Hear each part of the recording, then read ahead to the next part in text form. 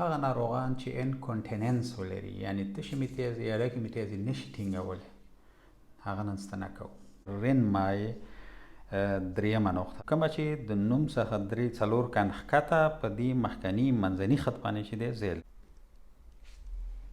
دا نقطه علاوه له دې نه چې د انکونټیننس او همدارنګه د سوزاک د درملنې لپاره یوه مناسبه نقطه ده. د جنسي ناروغۍ، جنسي کمزورتیا او ښځینه ناروغیو د درملنې لپاره هم یوه ډېره زیاته مناسبه نقطه ده.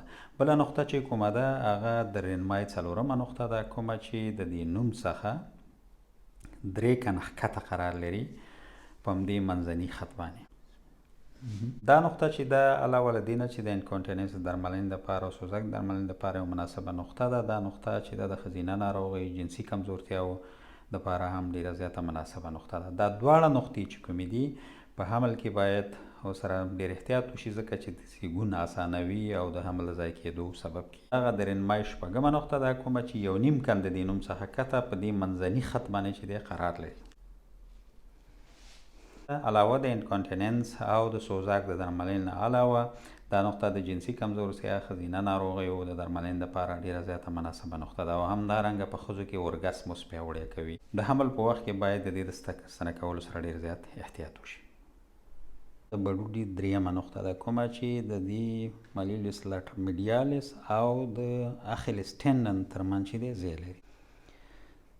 دا نقطه چې کومه ده علاوه له دې نه چې د انکونټیننس او سوزاک د درملنې لپاره یوه مناسبه نقطه ده، دا د وینې د لوړ فشار، ښځینه ناروغیو او هغه خلک چې په دوامدار ډول یا مزمن ډول باندې فرنجایټس یا لارنجایټس ولري، د هغې درملنې لپاره هم یوه مناسبه نقطه ده. د 2مه نقطه ده، کوم چې د دې دواړو اپیکس او ریکولا خطونه چې په دې منځني خط باندې یو ځای کېږي، دغه نقطه چې کومه ده د 2مه نقطه.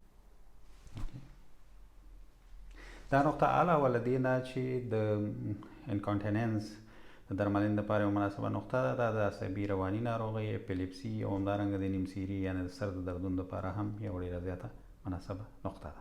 د تشې میتیاز د کڅوړې 30مه نقطه، کومه چې د ملا د 2مې فقرې د پروسیس شپینوز د جګوالي برابر دواړو خواو ته 1.5 کن د دې منځني خط څخه، شاتني منځني خط څخه بهر ځای لري. بله نقطه د 2مای 4مه نقطه ده، کومه چې د 2مې فقرې د پروسیس شپینوزیس په ژوره برخه کې په دې شاتني منځني خط باندې چې دی ځای لري.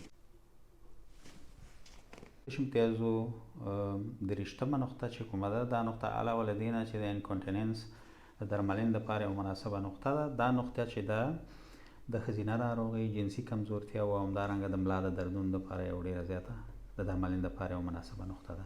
د حمل په وخت کې باید دې سره احتیاط وشي.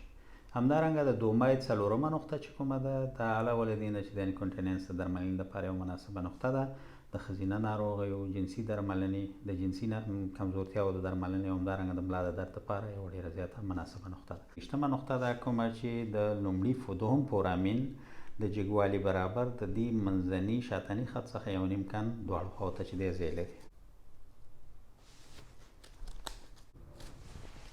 یعنې دا نقطه چې دا علاوه له دې نه چې د انکونټیننس د درملنې لپاره یوه مناسبه نقطه ده، دا نقطه د ملا د درد او همدارنګه د ښځینه ناروغیو د درملنې لپاره ډېره زیاته مناسبه نقطه ده.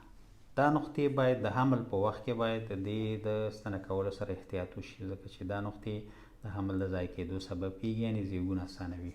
په افغانستان کې د دې درملنې د دود او د ټولو ناروغانو د روغتیا په هیله